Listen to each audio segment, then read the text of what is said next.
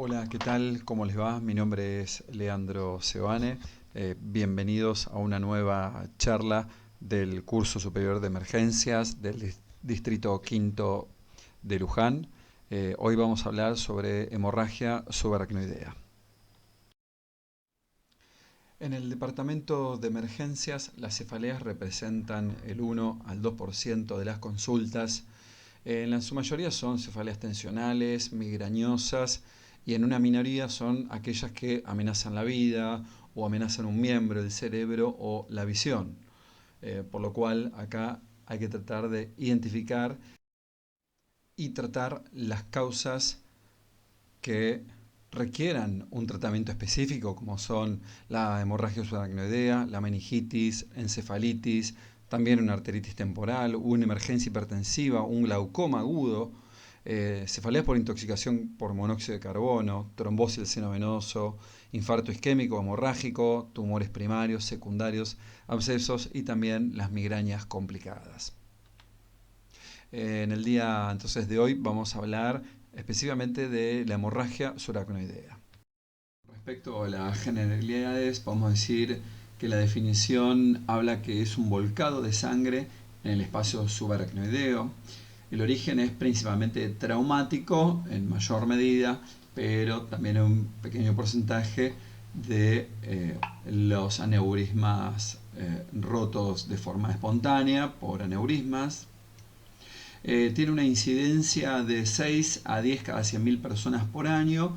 La mayor incidencia se encuentra en Japón. También está relacionado a personas mayores a 55 años y las mujeres tienen 1.3 veces más que los hombres. Para tener en cuenta, la incidencia de suicidios según la OMS es de 16 cada 100.000 personas por año. Bueno, con respecto a los factores de riesgo están los no modificables, es decir, la predisposición familiar del gen de interleuquina 6. Familiares de primer grado tienen un riesgo de 3 a 7 veces más. Y hay factores de riesgo modificables para la ruptura aneurismática, es decir, el tabaquismo, la hipertensión arterial, el alcoholismo y el embarazo aumenta el factor de riesgo para la ruptura aneurismática. La mortalidad es devastadora, intrahospitalario tiene un 13% de mortalidad y un prehospitalario de un 26% de mortalidad. Solamente el 15% queda sin ningún tipo de secuela. Bueno, hablando un poco de diagnóstico, ¿qué podemos decir de la clínica, la forma de presentación? La cefalea es de comienzo súbito generalmente, pero solo el 1% de las cefaleas en demanda espontánea son hemorragias subaracnoideas. También se presentan como la peor cefalea o cefalea explosiva, pero la realidad es que solamente el 10% de estas cefaleas representan una hemorragia subaracnoidea. También están las presentaciones como cefaleas de advertencia o los llamados sangrados de centinela. Entre el 20 al 40% tienen estas cefaleas días o semanas antes del sangrado. Bien, también como clínica sabemos que el 50% de las hemorragias subaracnoideas se presentan con vómitos, pero también hay cefaleas inocuas que tienen alto porcentaje de vómitos. La rigidez de nuca es un signo tardío y no aparece en pacientes que están comatosos. Las convulsiones representan el 20% de presentación en estos pacientes con hemorragia subaracnoidea. Y aparece también la hemorragia subhialina por oftalmoscopio. Esto se presenta en el 17% de estos pacientes. También puede aparecer la presentación con paresias, plejías, lesiones de paredes craneales y vías largas. La omnibulación, el estupor y finalmente el coma es una forma de presentación cuando el sangrado es masivo. Fíjense acá, donde marca la flecha, se ve muy bien cómo hay una hemorragia subhialina a través de un fondo de ojo. Vamos a hablar algo sobre el error diagnóstico.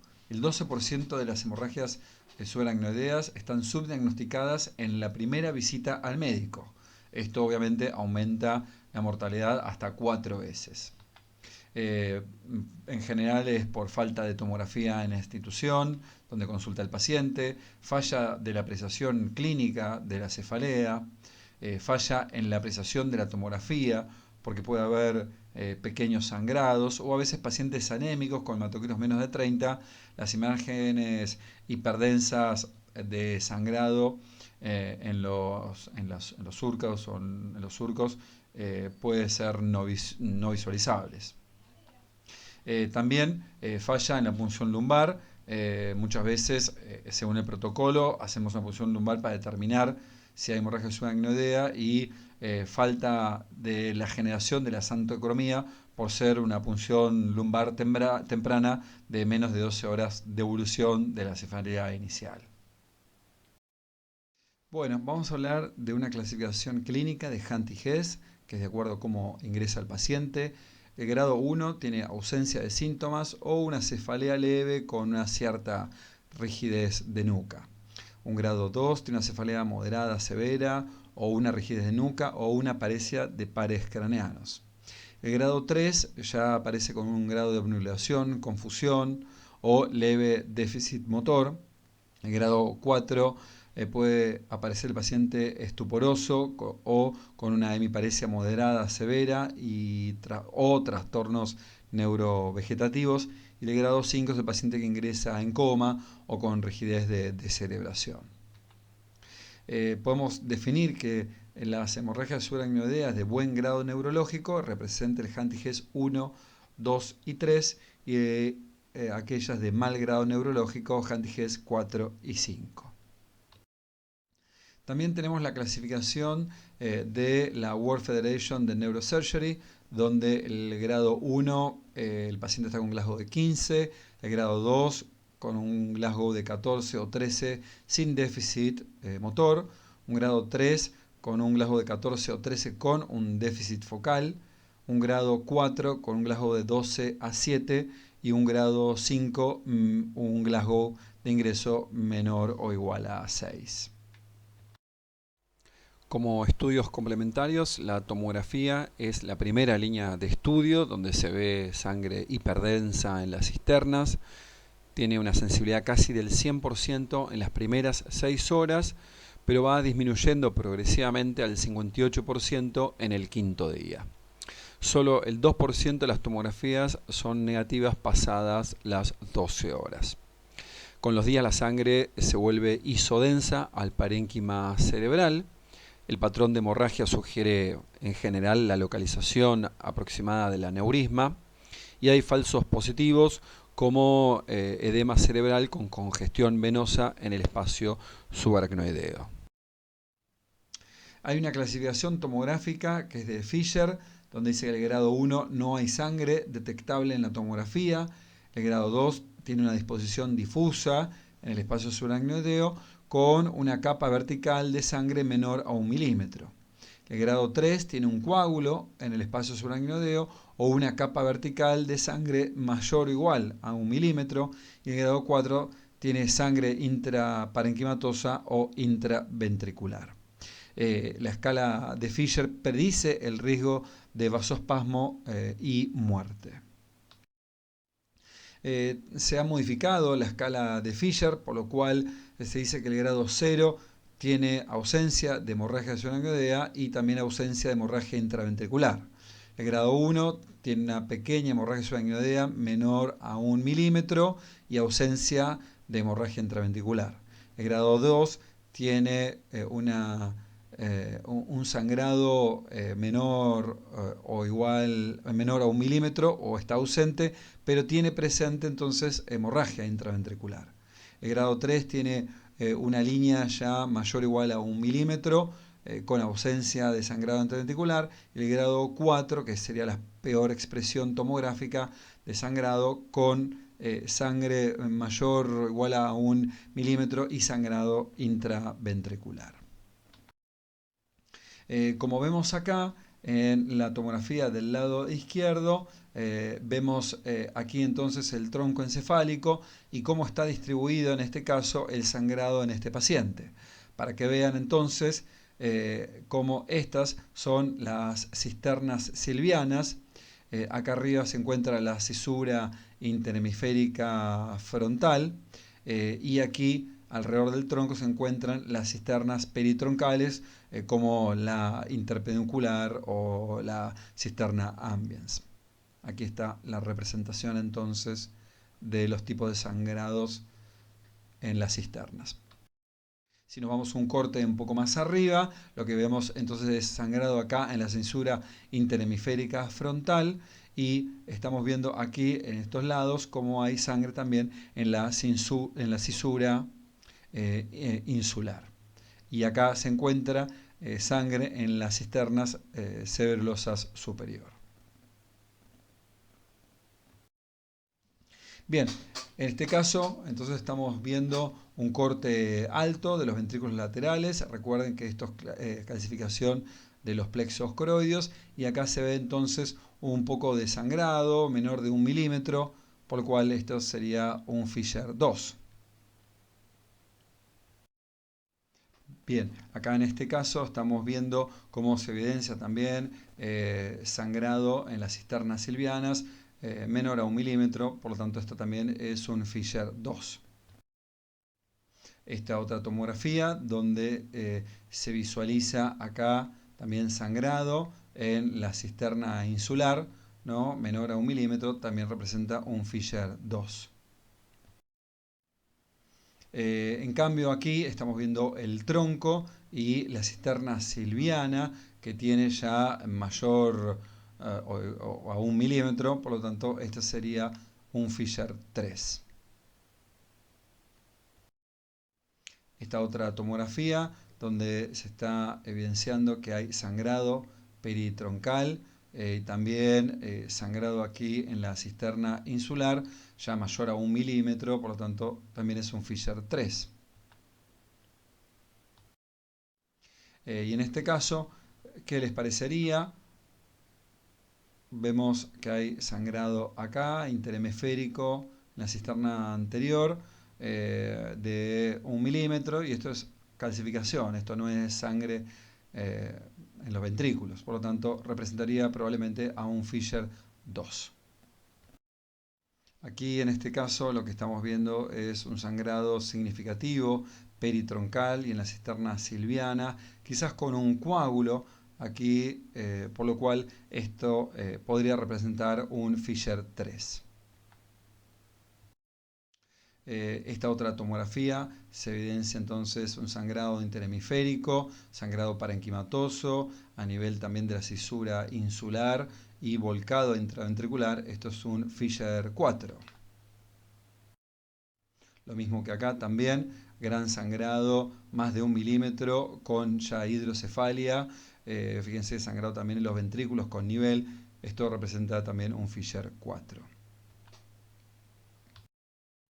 Bien, la sangre en tomografía está dada por la concentración de la hemoglobina, por lo tal, si tenemos un paciente con anemia, hemoglobina menos de 10, este sangrado pequeño puede ser isodenso y ser un falso negativo. Entonces hay que observar la tomografía con precaución. Puede no haber hemorragia subaracnoidea, pero sí haber sangre dentro del ventrículo o dentro del parénquima. En este caso, no estamos viendo sangre en el espacio subaracnoideo ni tampoco en el parénquima, pero sí estamos viendo sangrado acá en el ventrículo con nivel. Por lo tanto, esto es una indicación de hacer una angiografía cerebral y determinar si esto no es sangrado producto de una MAV o un aneurisma. ¿Qué podemos hablar de la resonancia magnética? En fase aguda solo puede verse con técnica de FLAIR, ¿no? Y en fase aguda puede hacerse luego de la tomografía negativa y cuando hay alta sospecha de hemorragia subaracnoidea, que esto podría evitar la punción lumbar. Este es un mismo paciente con diferentes estudios, como por tomografía se ve muy bien la sangre hiperdensa de la hemorragia subaracnoidea. En resonancia magnética con T2 es difícil diferenciarlo del líquido. Cambio con resonancia magnética con FLAIR se puede visualizar entonces la sangre hiperintensa en este periodo agudo. Bueno, ¿qué podemos decir de la punción lumbar en el diagnóstico de hemorragia subaracnoidea? Está la regla de Ottawa, que si no cumple ningún criterio, aquí termina el estudio con una tomografía negativa. Es indispensable para aquellos pacientes realizar la punción lumbar con alta sospecha de hemorragia subaracnoidea y tomografía negativa para sangre.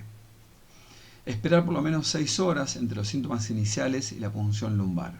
Ese tiempo es esencial para que los glóbulos rojos del líquido cefalorraquídeo se lisen y se transforman en bilirrubina y en oxihemoglobina.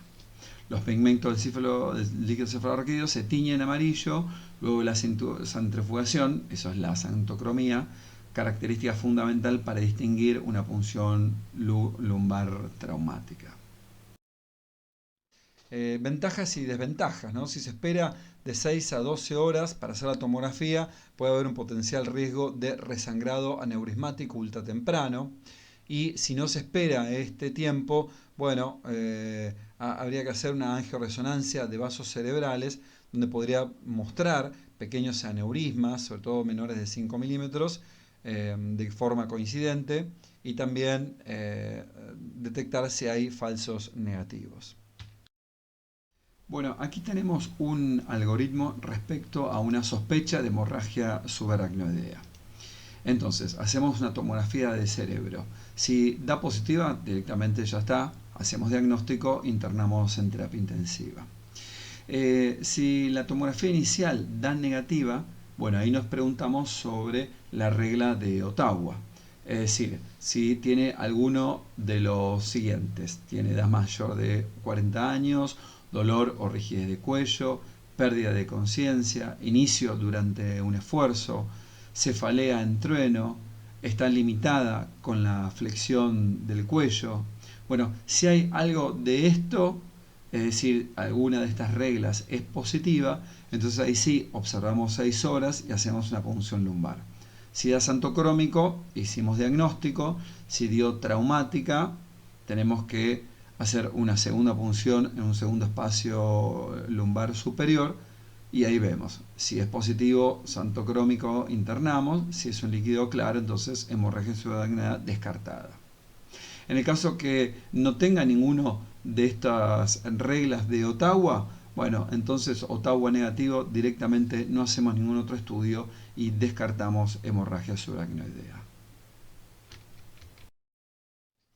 Las causas de hemorragia subaracnoidea no traumáticas, el 85% provienen de rupturas de aneurismas saculares de la base del cerebro, aneurismas producidos por debilidades congénitas de los vasos en sitios de bifurcación. Hay factores de riesgo modificables, como hablamos ya del tabaquismo, la hipertensión, el alcoholismo y el embarazo.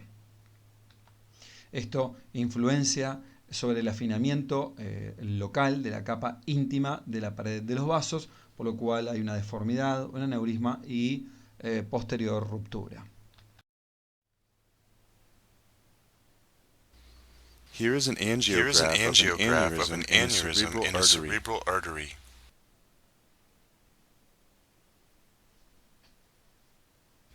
The brain is subject to aneurysm at the intersection of the major vessels in its intricate network of arteries.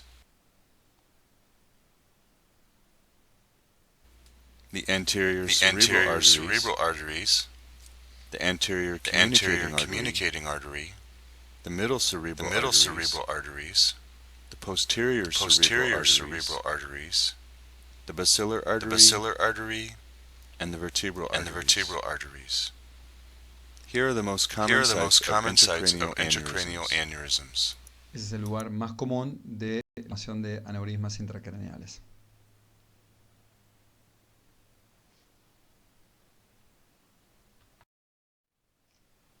La angiografía digital por sustracción es el gold standard, tiene una complicación muy baja, menos del 2%, que podría provocar una ruptura, una ruptura neurismática en el 1 al 2%, y solo se realiza cuando la angiotomografía no es diagnóstica.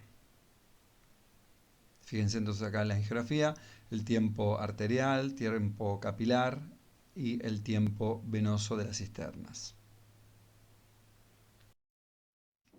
Entonces podríamos ver cómo acá está la carótida interna, el sifón carotídeo, por lo cual después se divide en la several media y several anterior, y sobre la several media se ve muy bien el aneurisma sacular.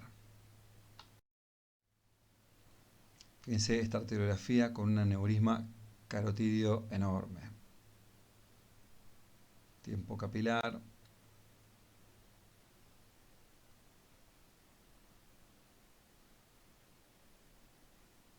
Y tiempo venoso.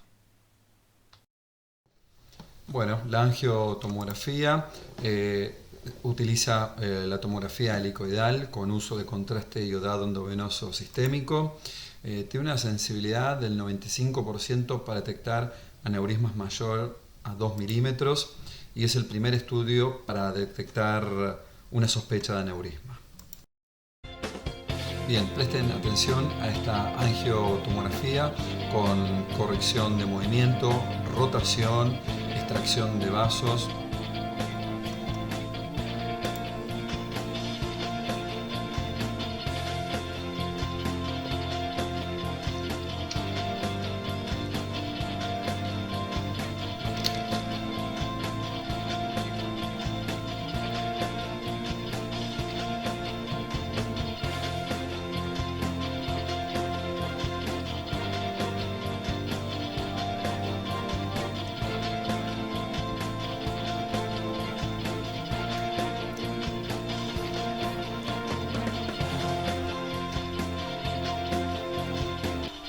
Y también medición del aneurisma, del fondo y del cuello.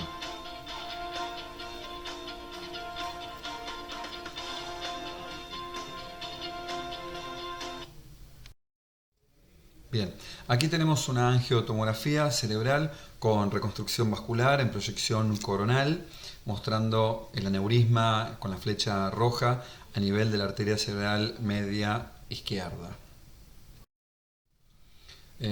Aquí la misma angiotomografía cerebral con reconstrucción vascular con proyección axial, mostrando el aneurisma que en la flecha amarilla a nivel de la bifurcación de la cerebral media. Y la sombra que muestra las flechas rojas representa el gran hematoma. Mostramos aquí la clasificación según el tamaño de aneurismas. Los pequeños son de 2 a 7 milímetros, los medianos de 7 a 12, los grandes de 3 a 24 y los gigantes mayores a 25 milímetros.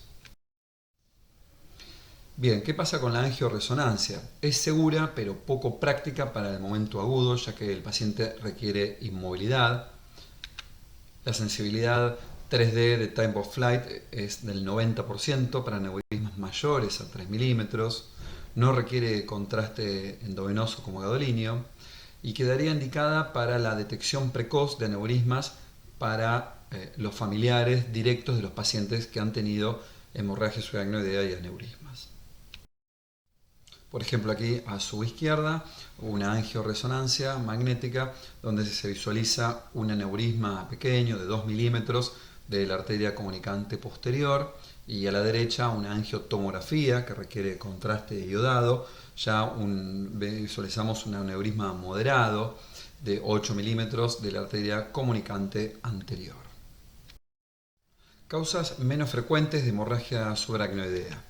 De este 15% de hemorragias subaracnoideas no saculares, tenemos que el 10% son las hemorragias subaracnoideas benignas o las llamadas perimesencefálicas, y un 5% son sangrados meningios de lesiones por disección de arteria, malformación de arteria venosa, aneurismas sépticos, apoplejía pituitaria o si no, abuso de cocaína.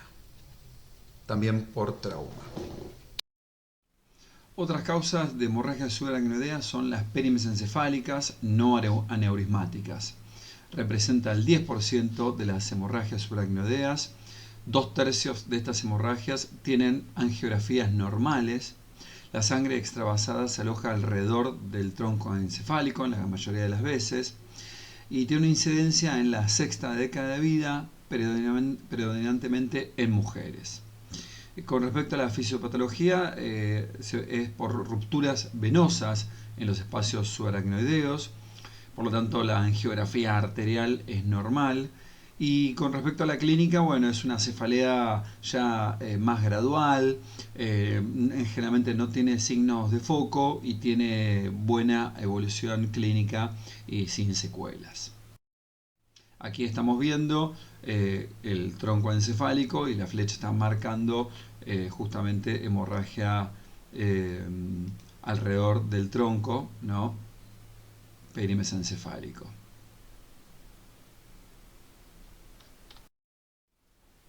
Bueno, acá estamos viendo otra tomografía donde hay hemorragia subaracnoidea perimesencefálica, por lo cual se le hizo la angiografía y no tiene ninguna lesión aneurismática.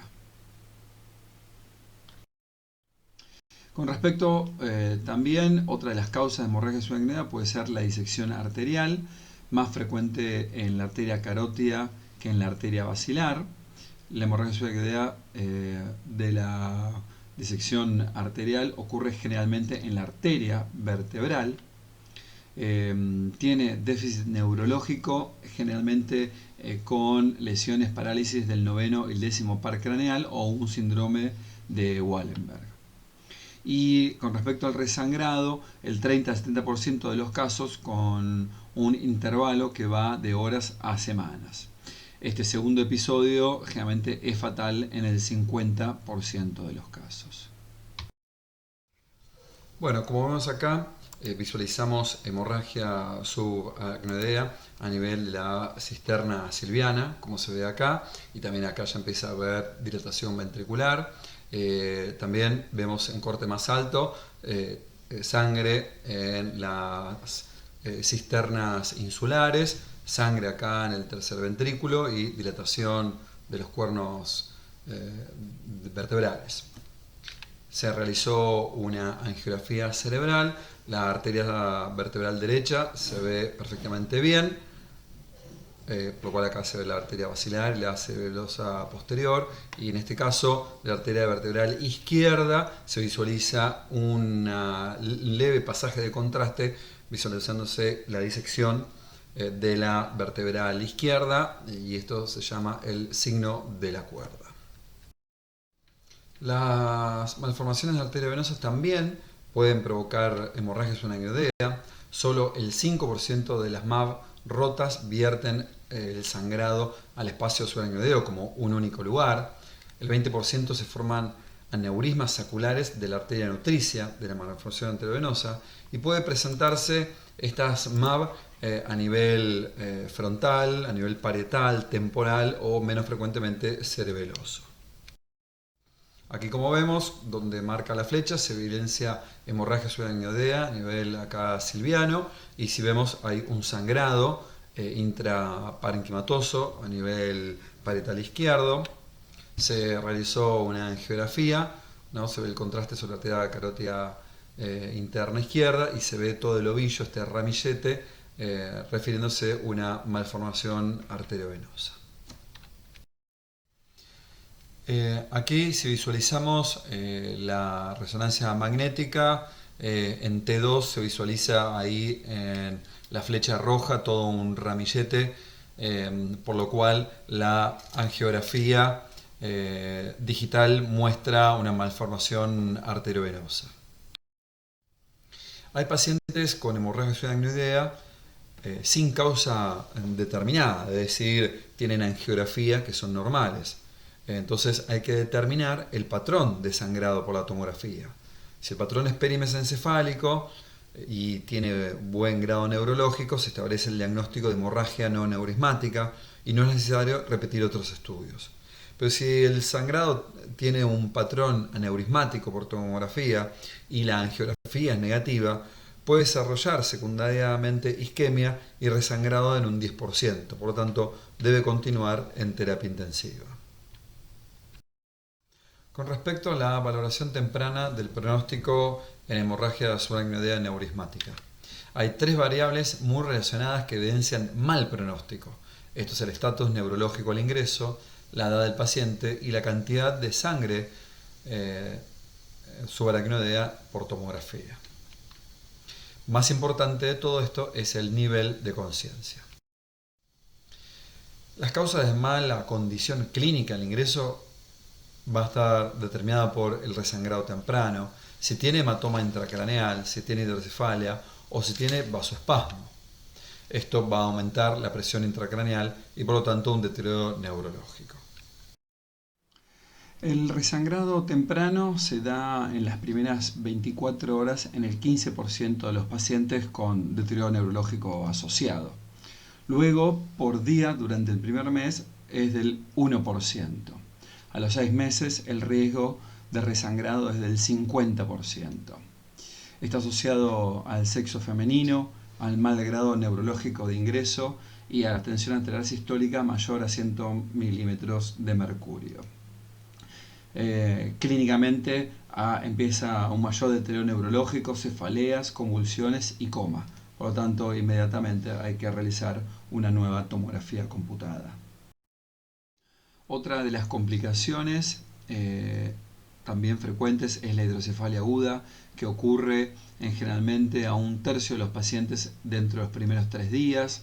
Es característico un deterioro neurológico gradual, acompañado a veces de respuesta pupilar enlentecida y desviación ocular.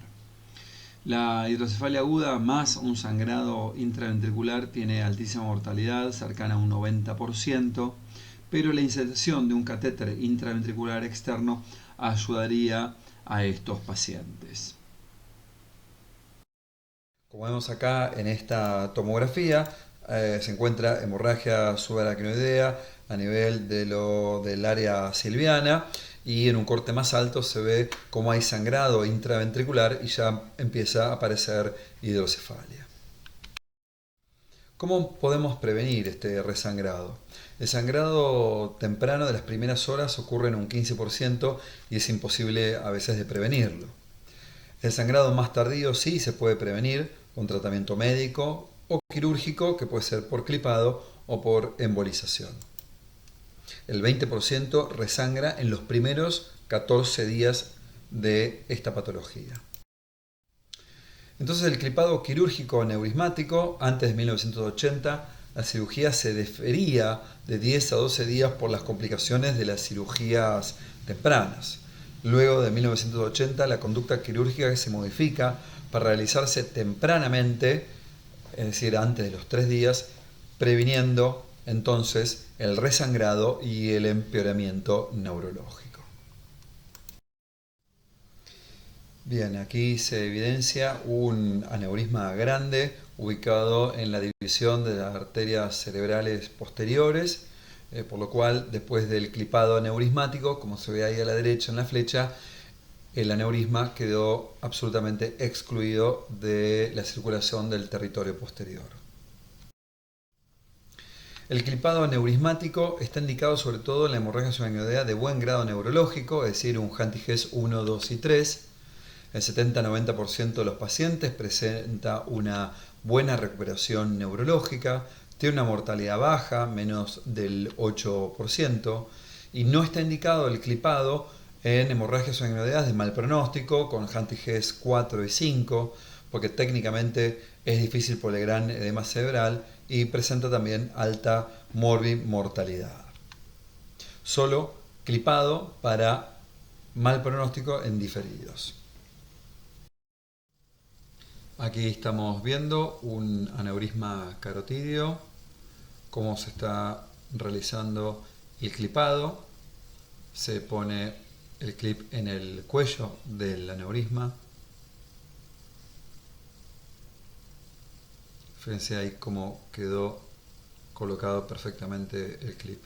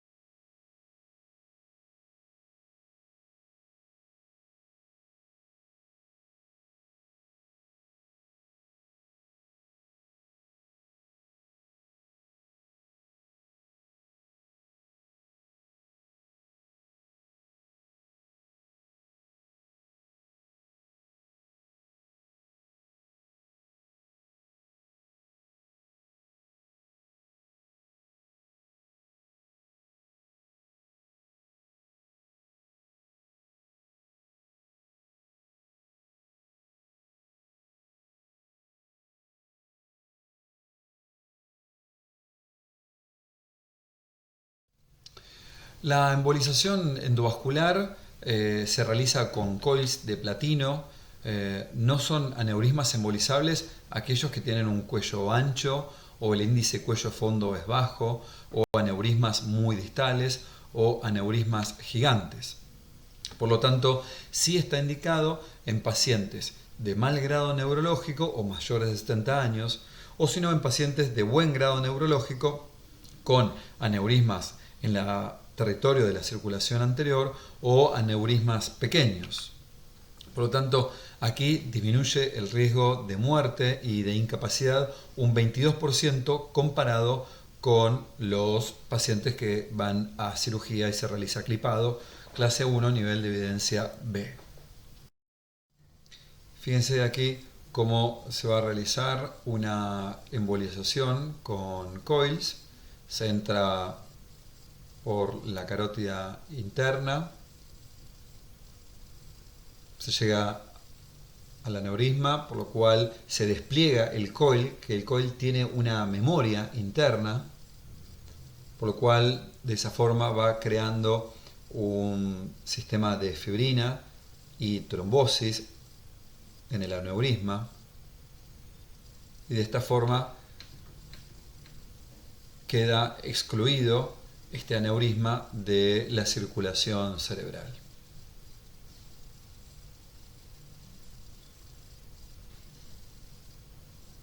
Se forma el tapón de fibrina, por lo cual queda de esta manera entonces excluido. Aquí, por ejemplo, vemos un aneurisma de la cerebelosa posterior derecha y posterior a la embolización. Se ve muy bien cómo está el coil haciendo sustracción de este aneurisma de la circulación.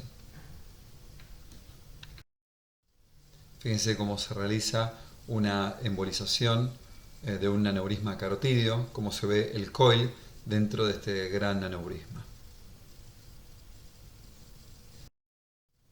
Entonces, en la hemorragia subaracnoidea aneurismática tenemos que preguntarnos si es de buen grado o mal grado neurológico, por lo cual si es de buen grado se hace la angiografía, se identifica el aneurisma y si se ve que es grande o el cuello es ancho o el índice cuello fondo es bajo o son muy distales o de la circulación anterior, entonces se realiza un clipado.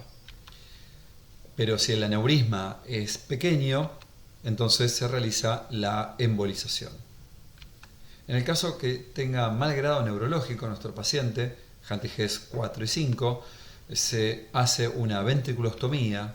Si hay mejoría, entonces sí se va a realizar una angiografía e identificar cuál es el aneurisma. Pero si no hay mejoría, entonces se realiza una angiografía con un Doppler transcraneal. De esa forma vamos a ver cómo está la circulación cerebral. Si con el Doppler transcraneal vemos que hay circulación cerebral, se va a realizar embolización más tardía. En el caso que ya no hubiese una circulación cerebral por Doppler, entonces el tratamiento es higiene y confort. Vamos a hablar de la isquemia cerebral secundaria. La isquemia cerebral tardía ocurre principalmente en la primera y segunda semana del sangrado. La hemorragia en el espacio aracnoideo provoca vasoespasmo, con la consiguiente vasoconstricción e isquemia cerebral. Ocurre entre el cuarto y 14º día de sangrado, con un pico de incidencia entre el sexto y octavo día post-sangrado. La frecuencia de aparición del vasoespasmo varía según el método de detección. Con una angiografía se ve hasta un 60 o 70% de los pacientes. Con Doppler transcraneal se ve en un 50% y el vasoespasmo clínico sintomático es relativamente poco frecuente, en un 30 a 40%. Entonces, el vasoespasmo, las causas puede ser la oxihemoglobina, los radicales libres de oxígeno, la peroxidación lipídica, hay una verdadera también vasculitis con proliferación menintimal, y la severidad del vasoespasmo va a depender de la cantidad de sangre en el espacio aracnoideo y la distribución. Sabemos que no va a pasar en los sangrados perimesencefálicos y va a ser muy raro en las hemorragias subacnoideas secundarias a trauma o malformación arteriovenosa.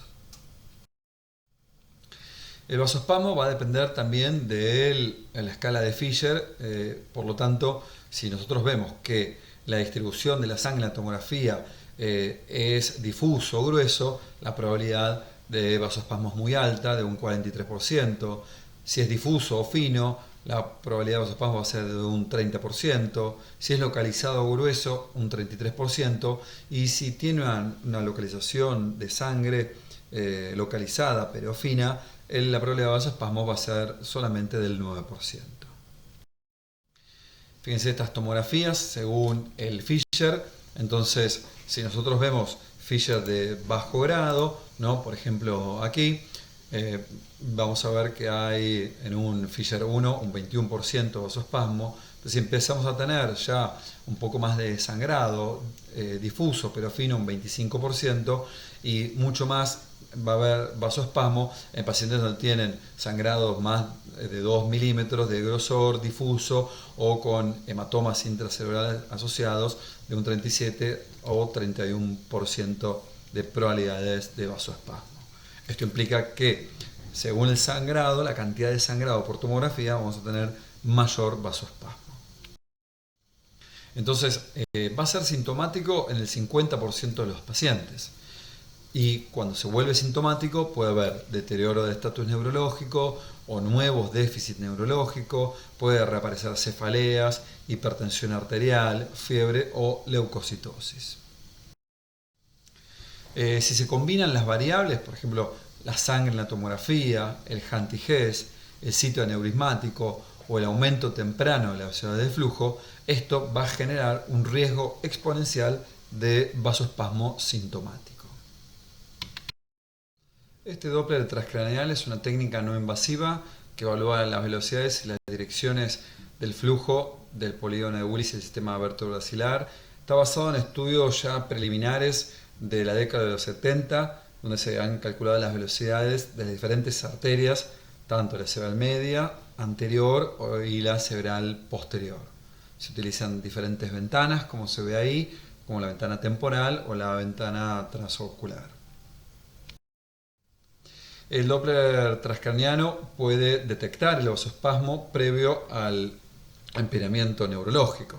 Fíjense que las velocidades de flujo medio que evidencian vasoespasmo va a ser la cerebral media más de 120 cm por segundo, la anterior mayor a 90 cm por segundo y la arteria cerebral posterior mayor a 80 cm por segundo. Bien, respecto al Doppler transcraneal, desde su introducción en 1982 se convirtió en una herramienta esencial para el diagnóstico de lesiones vasculares extracraneales e intracraneales y seguimiento de los resultados del tratamiento. Actualmente las indicaciones en terapia intensiva y en emergencias sirve para hacer sonotrombólisis, es decir, monitorización no invasiva de la recalcitración arterial en la fase aguda de un stroke, detección y monitoreo de la presión intracraneal, la determinación de muerte encefálica, diagnóstico y seguimiento del vasoespasmo arterial en la hemorragia subaracnoidea, detección y seguimiento de oclusión o estenosis arteriales intracraneales severas, mayor al 60%.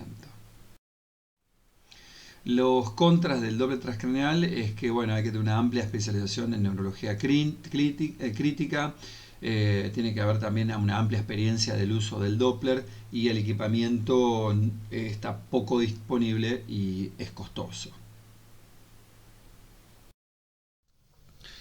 El aumento de las velocidades del flujo puede ser porque el paciente tiene vasoespasmo o porque está hiperdinámico, porque tiene inotrópicos o porque tiene fiebre. Por lo tanto, ahí hay que calcular el índice arteria cerebral media y carótida interna, por lo cual si tiene mayor o igual a 3 representa vasoespasmo cerebral, o si tiene menor a 3 representa este aumento de la velocidad de flujo por hiperdinamia. Bueno, fíjense acá en el Doppler transcraneal cómo se está insonando a partir de la ventana temporal, donde se visualiza muy bien lo que es la arteria cerebral media, donde queda pintada de color rojo porque se está acercando al traductor.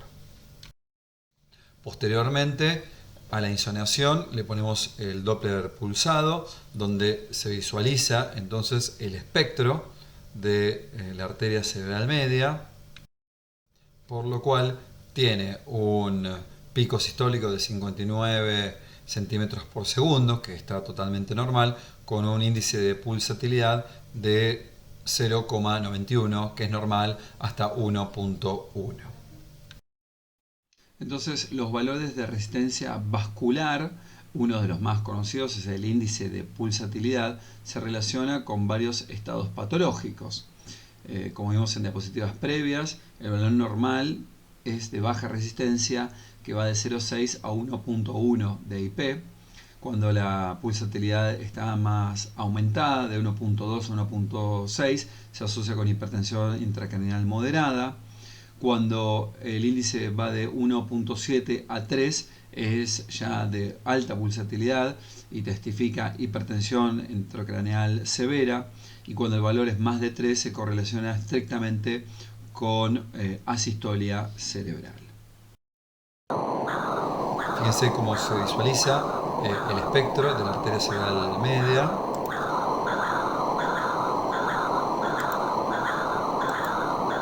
Donde se visualiza acá el pico sistólico de 74 centímetros por segundo con un índice de pulsatilidad de 0,7. Es decir, normal, no hay vasoespasmo cerebral. Entonces, en la hemorragia subaracnoidea se puede prevenir el vasoespasmo con la hemodilución, con la hipervolemia, con la hipertensión. El tratamiento de triple H ¿se puede realizar? ¿Tiene utilidad? Veamos qué pasa con el manejo de la presión arterial. Es frecuente la hipertensión arterial en estos pacientes como compensación de la autorregulación cerebral.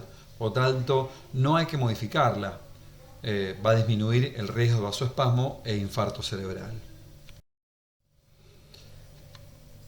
Inducir la hipertensión arterial con drogas vasopresoras, puede ser con dopamina, noradrenalina, en los pacientes que tienen aneurismas tratados con una TAM mayor a 120. Pero si los aneurismas no están clipados o embolizados, la tensión arterial media no tiene que superar más de 120 milímetros de mercurio. De esta forma disminuye el riesgo de vasoespasmo y también el infarto cerebral. Fíjense acá el espectro de este paciente que tiene un vasoespasmo de la arteria cerebral media, donde tiene velocidades muy aumentadas, ¿no? Más picos por arriba de 400 centímetros por segundo. Bueno, con respecto a los fluidos y electrolíticos, ya se sabe que la restricción de líquidos e hiponatremia aumenta el riesgo de isquemia cerebral y muerte. Por lo tanto, hay que evitar la hipovolemia con planes de hidrataciones amplios, de cristaloides de 3 a 4 litros por día y monitorizando inicialmente con una PVC mayor a 8 y luego con índices de vena cava inferior menor al 50% por ultrasonografía. Con respecto a los antagonistas cálcicos, reducen el vasoespasmo a interactuar con el flujo de calcio en las células musculares de los vasos, previene complicaciones isquémicas del vasoespasmo como único ejemplo de neuroprotección. Se utiliza la nimodipina o nicardipina con efectos ya comprobados. La nimodipina, la dosis son 60 miligramos cada 4 horas durante 21 días como clase 1. El antiguo tratamiento de triple H, es decir, la hipertensión, hemodilución e hipervolemia, ha demostrado complicaciones como resangrado de los aneurismas no clipados, aumento del edema cerebral, transformación hemorrágica de áreas de infarto cerebral y edema agudo de pulmón con insuficiencia cardíaca. Entonces, las indicaciones precisas de este tratamiento serían pacientes con Fisher 3 posterior al clipado o a la embolización aneurismática hasta el día 14 del sangrado inicial. A todos los pacientes también habría que hacerle este esquema con vasoespasmo clínico o por Doppler. pero solamente hipertensión y normovolemia. Esta terapia se reforzó con una publicación realizada en la revista Stroke por Annesberg, donde habló sobre el impacto de la terapia dirigida a objetivos en isquemia retardada después de una hemorragia subaracnoidea por aneurisma. Fue un ensayo controlado aleatorizado. Bien, consistió en 108 pacientes al azar designados a una terapia hemodinámica dirigida por objetivos, el GDHT o terapia estándar. Hasta que se asegurara el aneurisma, el objetivo fue mantener la presión arterial sistólica por debajo de 160 milímetros de mercurio y posteriormente se buscó el mantenimiento de la normovolemia, es decir, una TA media mayor de 70, una presión de perfusión cerebral mayor de 60 y con una presión venosa central mayor de 40. En presencia de vasoespasmo, la presión arterial media se incrementó de 100 a 120 milímetros de mercurio. Si se necesitaba un vasopresor, se preferiría noradrenalina. Y se administraron infusiones de cristaloides para fluidoterapia en ambos grupos. Bueno, ¿y qué se observó? Que el grupo de la terapia dirigida tuvo probabilidades significativamente más bajas de isquemia cerebral, con un OR de 0,3, y una significativamente mayor proporción de pacientes que lograron buenos resultados a 3 meses medidos por un GOS de 5. Anticonvulsivantes. La fenitoína se utiliza siempre con dosis de carga de 15 a 20 miligramos kilo y una dosis de mantenimiento de 5 miligramos kilo día, y si no, el levetiracetam de 60 miligramos kilo con una dosis máxima de 4.500 miligramos como dosis única. Se indica a todos los pacientes posterior al diagnóstico de una hemorragia subaracnoidea. Y para ir terminando y resumiendo, tenemos un paciente de 40 años de edad que ingresa con Glasgow de 9 en 15. Se realiza la tomografía donde presenta un Fisher 4 porque tiene un hematoma intracerebral. Las indicaciones médicas, ¿cuáles serían? Tenemos que ponerle nimodipina, 60 miligramos cada 4 horas por 21 días. Hay que hacerle una carga de mantenimiento de anticonvulsivante como la fenitoína. Hay que poner un plan de hidratación de 3 a 4 litros de cristaloides. El sodio, mantenerlo más de 140 mg por litro. Y una glucemia de 70 y no más de 160 miligramos por litro. Las indicaciones de tratamiento en el aneurismático, ¿cuál sería? En este caso, con un Fisher 4 de alto grado, se haría una angiografía y si el aneurisma es pequeño, se podría entonces realizar embolización antes del tercer día. Esta es la bibliografía y muchísimas gracias por su atención. Nos vemos en la próxima.